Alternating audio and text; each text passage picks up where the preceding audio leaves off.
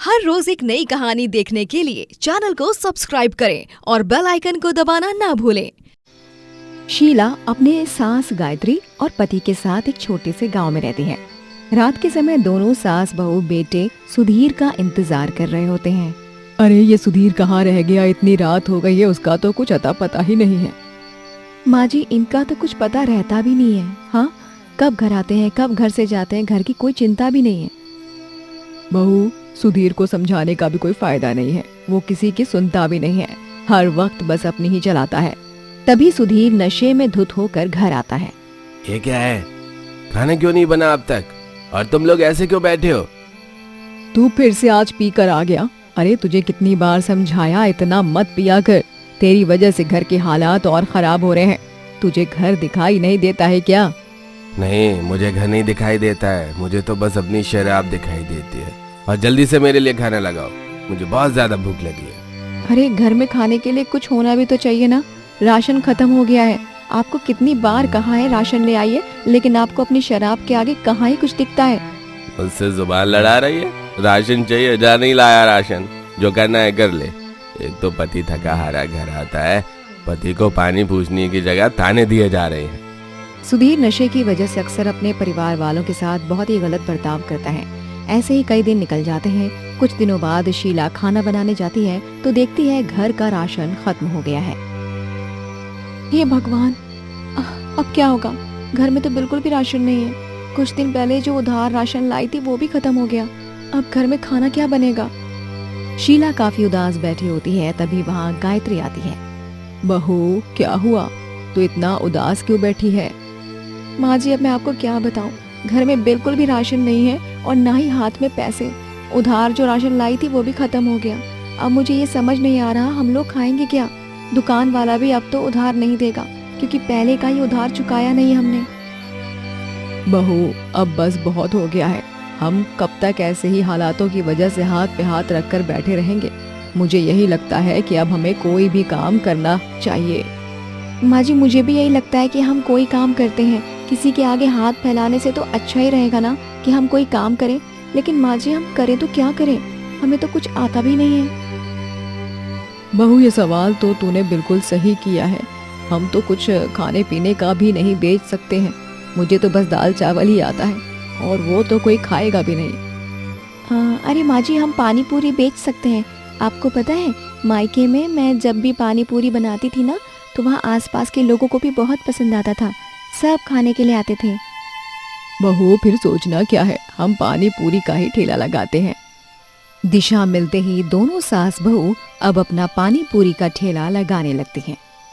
आओ भाई, सास बहू की बढ़िया पानी पूरी खाओ। ऐसी पानी पूरी आपने कभी नहीं खाई होगी। एक बार खाओगे बार बार आओगे। सोचना क्या है भाई, आओ आओ, पानी पूरी खाओ बढ़िया वाली। ऐसी पानी पूरी कहीं मिलेगी नहीं। हाँ हाँ भाइयों और बहनों, आओ पानी पूरी खाओ। दोनों बाजार के बीच में अपना ठेला लगाते हैं। आंटी, पानी पूरी कितने की है? बेटा, 10 की 6 पानी पूरी है। आंटी, हर जगह तो 10 की 4 पानी पूरी है। आप इतने कम पैसों में इतनी ज्यादा पानी पूरी क्यों दे रही हो? बेटा, हम तो बस चाहते हैं कि लोग यहाँ पानी पूरी खाने आए तो उनके यहाँ से वापस जाने से पहले उनके मुंह से हमारी पानी पूरी का स्वाद ना चला जाए, इसीलिए थोड़ी ज्यादा दे रहे हैं।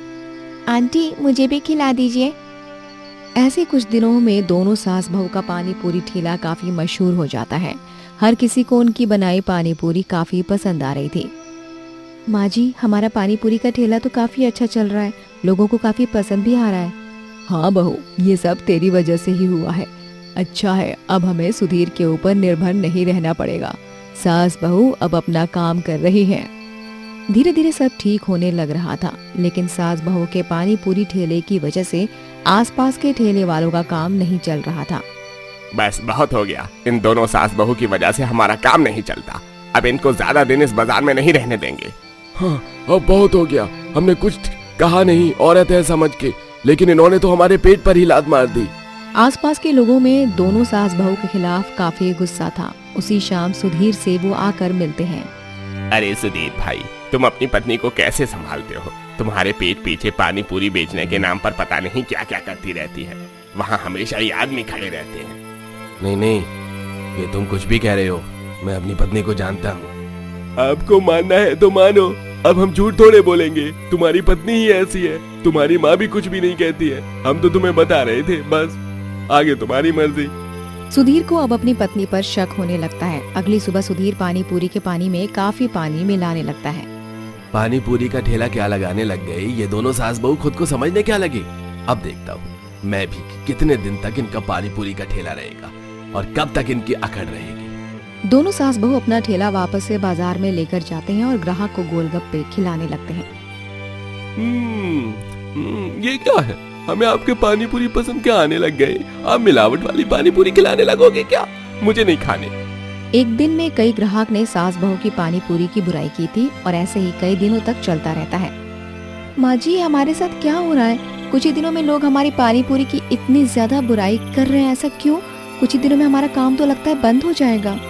बहू, ये तो मुझे भी नहीं पता कि आखिर हमारे साथ हो क्या रहा है। दोनों सास बहू काफी परेशान हो जाते हैं और ऐसे ही कई दिन निकल जाते हैं।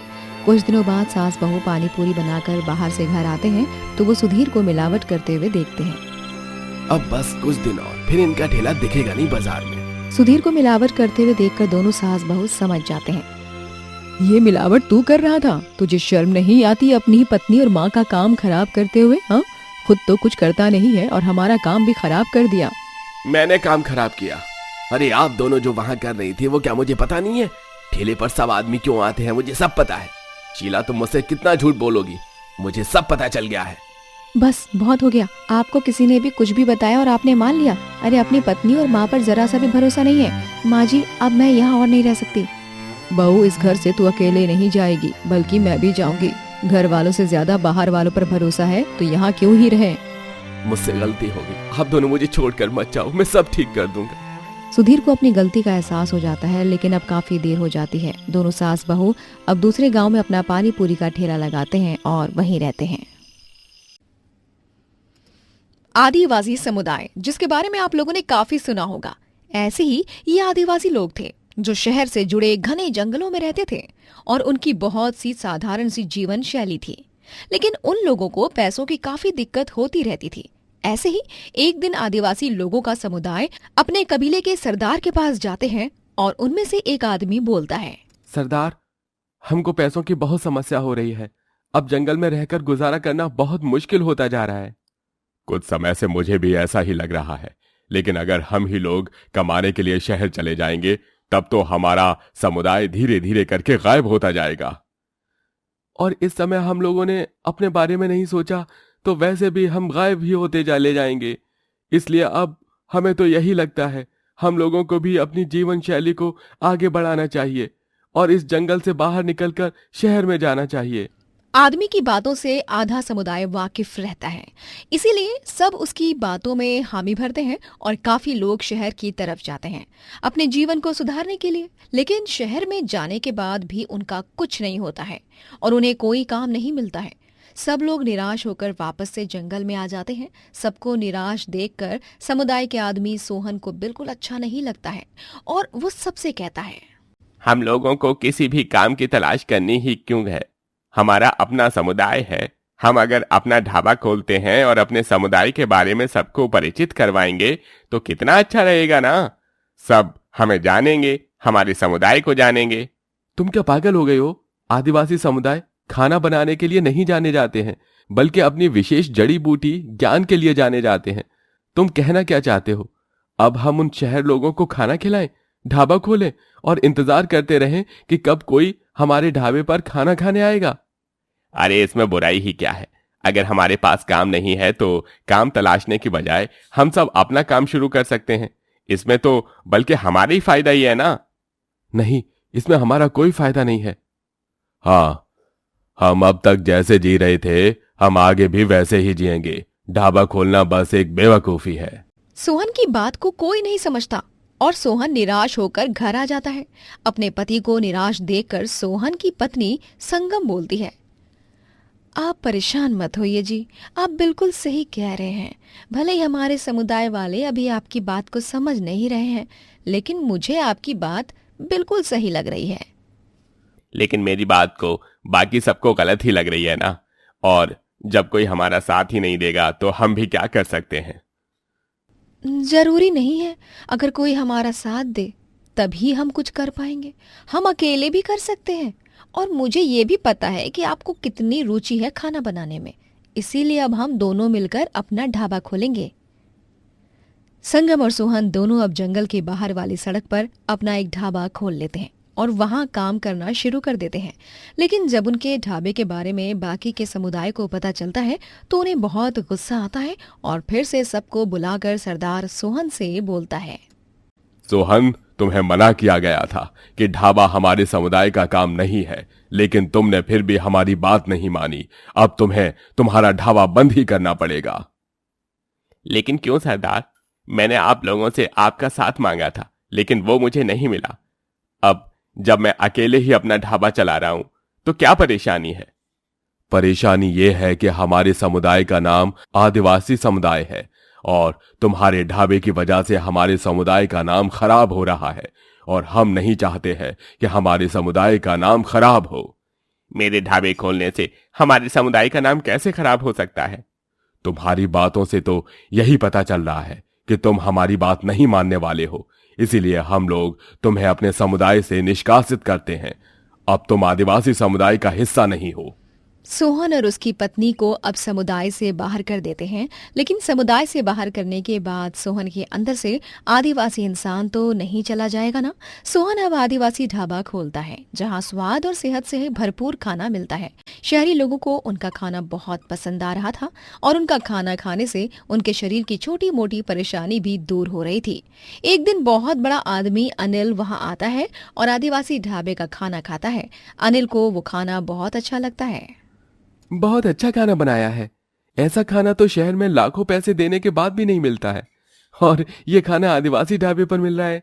आप लोगों के ढाबे के बारे में अब तक बहुत तारीफ सुनी थी और आज समझ आ गया कि इतनी ज्यादा तारीफ सुनी क्यों थी।